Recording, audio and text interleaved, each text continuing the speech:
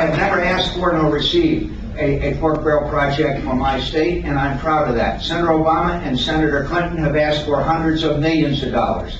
Senator Obama just revealed today or yesterday the hundreds of millions of dollars request that he made. Senator Clinton has not revealed the request that she has made, but it's hundreds of millions of dollars of pork barrel projects. And so they said, they voted, both of them voted last night for this moratorium. Well, the first thing they can do if they're against the earmarks is ask that the money that they've gotten, the hundreds of millions that they've gotten in pork barrel projects, not be spent. A lot of that money's not spent. So just say, ask for it, do against it, say it shouldn't be spent. And I'm sure we could get it through that they wouldn't have, that money wouldn't have to be spent. So I just want to tell you again, we should not be surprised in Washington at the low approval ratings. We should not be surprised when we are spending $3 million of your tax dollars to study the DNA of bears in Montana. I don't know if that's a paternity issue or a criminal issue. Just let me mention one other thing we have to do, and then I'll talk to a minute to our veterans and then talk about Iraq very quickly.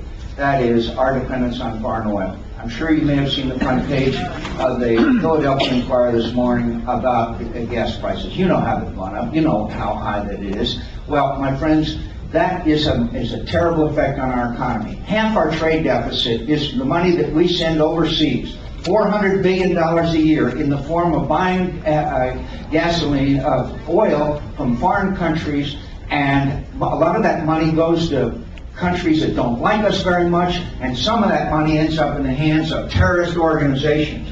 We have got to eliminate our dependence on foreign oil. We can do it, my friends, because America is capable of developing hybrid cars with batteries that will take an automobile 100 miles, flex fuels, tide, wind, solar. America, we need to unleash the entrepreneurship and the innovative skills and strength of America with some federal help at pure research and development, and we can eliminate this dependence on foreign oil. And I also want to tell you, it is also connected to greenhouse gas emissions.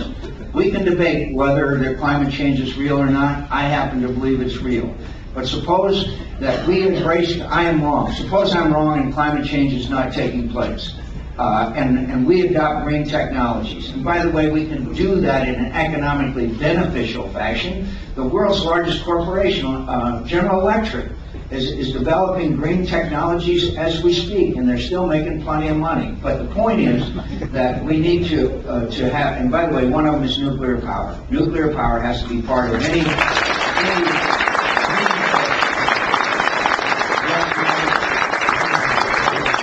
States Navy has sailed ships around the world for 60 years with nuclear power plants on it. They've never had a problem.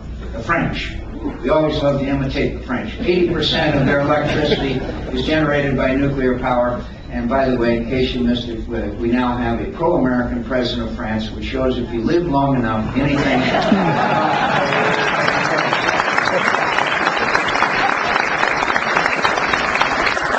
So, we must, from a national security standpoint, reduce and eliminate our dependence on foreign oil. And anybody who says we can't do it does not understand or appreciate the greatness and strength of America. We can if we put our minds to it and all the efforts and skills that are there.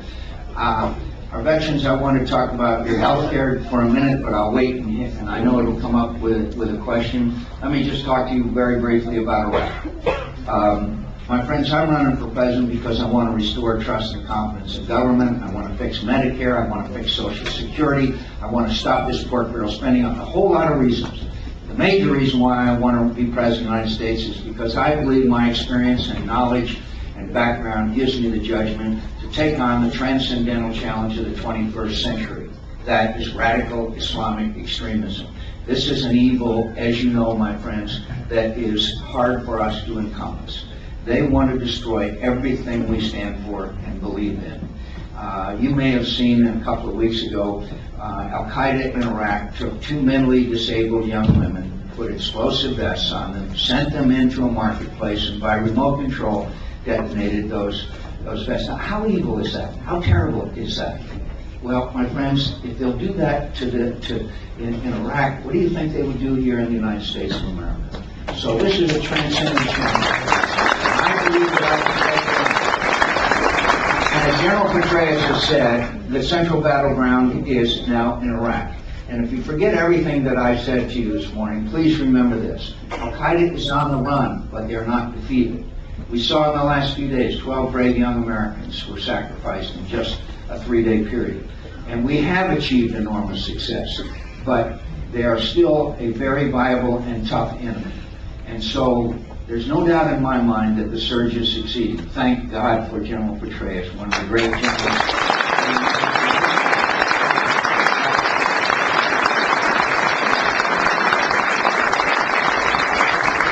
By the way, did you see that this outfit, some months ago, MoveOn.org had a full-page advertisement in the New York Times that said General Petraeus or General Petraeus? Isn't that disgusting by this MoveOn.org outfit? I'll tell you.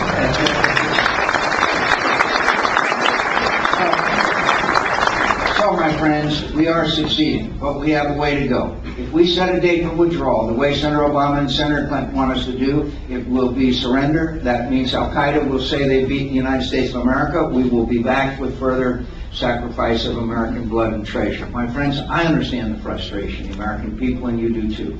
For nearly 4 years, this war was mishandled badly. But we have this new strategy, and it is succeeding. And America is divided about this war. But thank God, no American is divided in our support of the brave Americans who are serving in the country.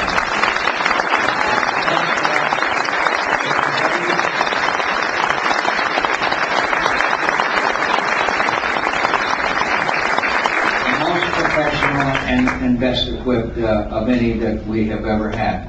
So I want to tell you that, as you know, there were times when my campaign was viewed as more than dead, if that's possible. And at times when things were not so good, I was reminded of the words of Chairman Mao, who said, "It's always darkest before it's totally black." But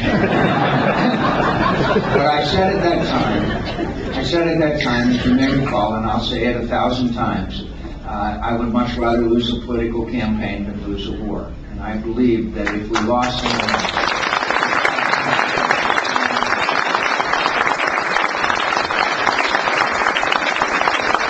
every once in a while you have an experience or an event in our lives that puts everything into the right priority and in the right importance in your life. And that happened to me at a town hall meeting last August in Wolfboro, New Hampshire. A woman stood up at the town hall meeting and said, "Senator McCain, would you wear a bracelet with my son's name on it, Matthew Stanley?" Matthew was 22 years old. He was killed in combat outside of Baghdad just before Christmas last year. I said I'd be honored to wear this bracelet.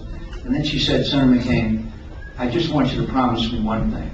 I want you to promise me that you'll do everything in your power to make sure that my son's death was not in vain." I promised her then that I would, and I will keep that promise, not only to her, but to thousands and thousands of other family members of brave young Americans.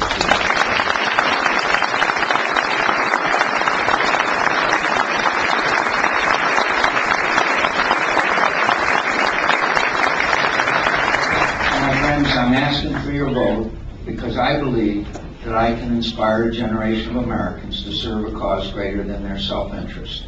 I believe I can convince them that there's nothing nobler. I've had the great opportunity of serving this nation for many years. With your help and your effort, I'll be able to serve a little while longer.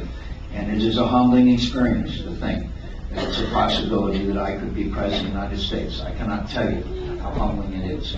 But I believe that I can inspire young Americans. And with your help, I can get there this November. We have a long, hard campaign ahead of us. I need your help. Thank you for being here. Thank you.